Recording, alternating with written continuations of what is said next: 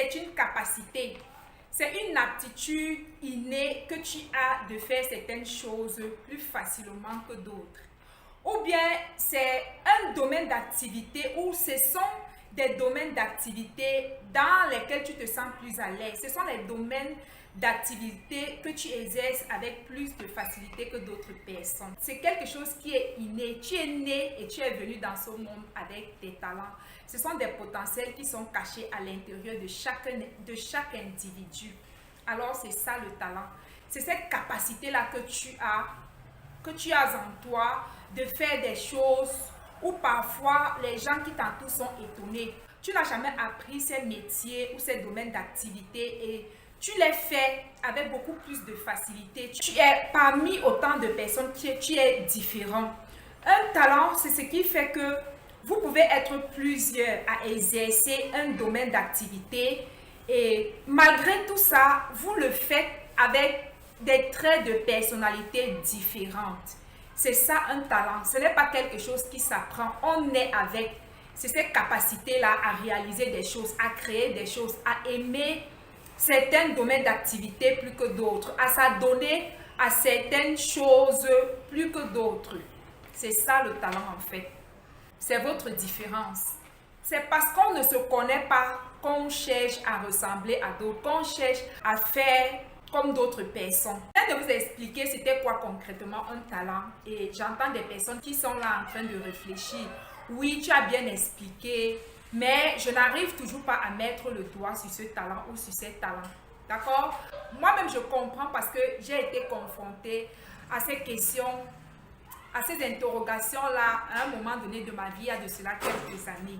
Je peux comprendre que certaines personnes n'arrivent toujours pas, malgré les explications, n'arrivent toujours pas à donner un sens à leur vie. Je vais vous donner quelques indices qui va vous amener dans une profonde réflexion qui va vous aider concrètement à découvrir vos talents. La première des choses à faire, c'est la prise de conscience. La deuxième étape, c'est de commencer à te poser des questions. C'est seulement lorsqu'on se pose des questions qu'on obtient des réponses. Commence à te poser des questions à toi-même. Interroge ton toi. Pose-toi des questions. Qui est-ce que je suis? Qu'est-ce que j'ai? Quels sont mes potentiels cachés? Quels sont ces talents-là que j'ai en moi que je n'ai jamais découvert? Commence à te poser ces questions. Ça, ce sont les premières étapes qui vont vraiment t'aider à te découvrir, à faire la découverte de toi-même, de ton vrai toi. Sois disposé à recevoir des réponses. À l'intérieur de vous se trouvent des réponses. Soyez disposé à les recevoir, soyez disposé à écouter. Et si c'était possible que tu puisses prendre un temps de silence, un moment où tu vas te concentrer sur toi-même, où tu vas te focaliser sur toi-même, sur ce que tu veux découvrir, sur tes talents. Commence à t'observer depuis l'intérieur. Et dispose-toi et je t'assure que ces réponses te seront données. Tout est déjà en vous. Ne sois pas dans les bruits. Retire-toi un moment et commence à te poser ces questions. Si tu prends un temps de calme, un petit temps de mise à part, ça va vraiment t'aider à te découvrir. Soyez vraiment focalisés sur vous-même. Examine également les pensées qui surgiront en toi au fond de ton cœur avec insistance. Ces pensées-là qui vont et qui reviennent, qui insistent, tu les refoules, ils ne font que revenir. Alors examine cela. Je vous ai dit tantôt que tout est à l'intérieur de vous. Tout est à l'intérieur de toi. Les questions que tu te poses sont à l'intérieur de toi. Si parfois jusqu'ici tu n'as pas encore obtenu certaines réponses, c'est parce que tu ne te les posais pas. Et aussi parce que tu n'as pas souvent pris un temps de mise à part pour toi, pour te découvrir réellement. Alors, je t'invite à le faire durant ce petit processus, ce petit temps de mise à part. Isole-toi, sors du bruit et étudie-toi, observe-toi et tu vas sortir de là avec beaucoup de bénéfices. N'oublie pas de beaucoup écouter les personnes qui t'entourent, les personnes qui vont te parler, disons, durant ce moment d'observation. Attends-toi à recevoir des réponses de n'importe qui, de toutes les personnes qui t'entourent, même à ceux à qui tu n'as rien demandé du tout. Il peut arriver que des personnes qui ne t'ont jamais complimenté vont te dire waouh, je me rends compte que tu es bonne ou tu es bon en telle chose. Ça peut arriver.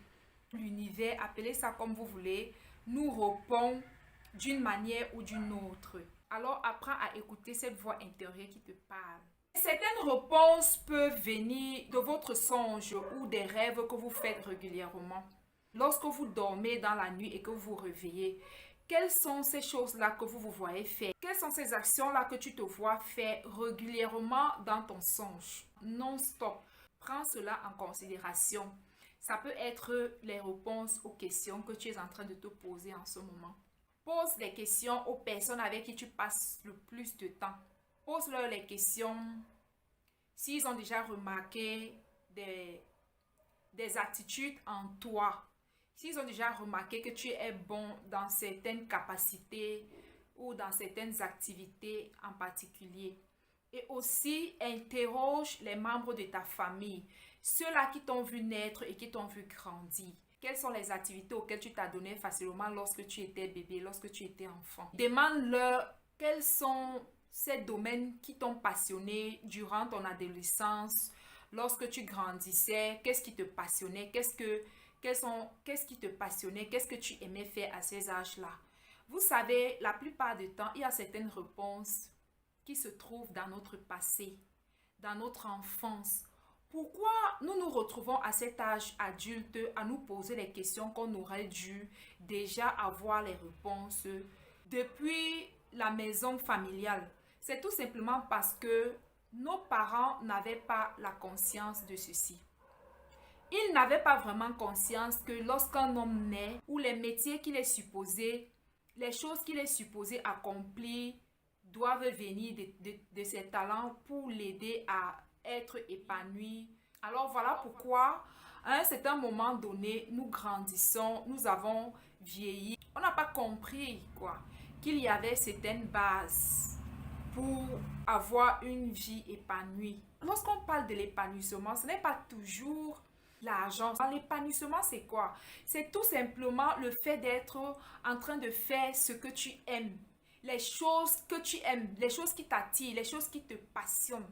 Et lorsque vous faites ces choses, ou lorsque tu es toi, tu te sens leste, tu te sens léger, tu es rajeuni, tu as une paix infinie qui t'accompagne. C'est ça l'épanouissement. C'est ça l'épanouissement.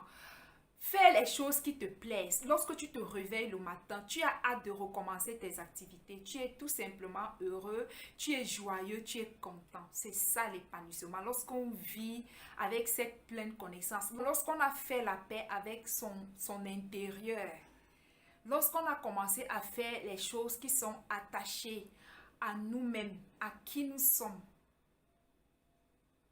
ça donne vraiment un bien-être infini. Pour toi qui te rappelles de ton enfance, tu peux tout simplement faire un retour, un feedback en arrière.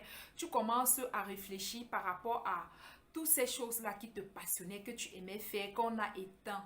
Cette lumière-là qu'on a éteint en toi. Tu dois retrouver cette flamme, tu dois retrouver cette lumière. Et ce n'est pas vraiment évident. Je vous explique en profondeur parce que en réalité, ce sont des choses que j'ai vécues. Ce sont des étapes que j'ai traversées moi-même à un moment donné de ma vie. Je me suis retrouvée, mon âge a commencé à me poser des questions. Qui suis-je? Quels sont mes talents? Et bien que j'écoutais toutes les explications qu'on pouvait me donner, je n'arrivais toujours pas à connaître vraiment qui est-ce que j'étais, quels sont ces domaines-là qui sont attachés à moi. Malgré que j'écoutais les personnes qui me parlaient, j'ai tellement réfléchi, je n'avais jamais su que ces choses que j'avais tellement de la facilité à faire, c'était mes talents. Et lorsque je les ai découverts, j'ai été choquée. J'ai été choquée de savoir que j'ai passé ma vie à chercher mon bonheur hors de moi, à chercher mon bonheur à l'extérieur de moi. Pourtant, mon bonheur était caché dans ces petites choses que je faisais au quotidien.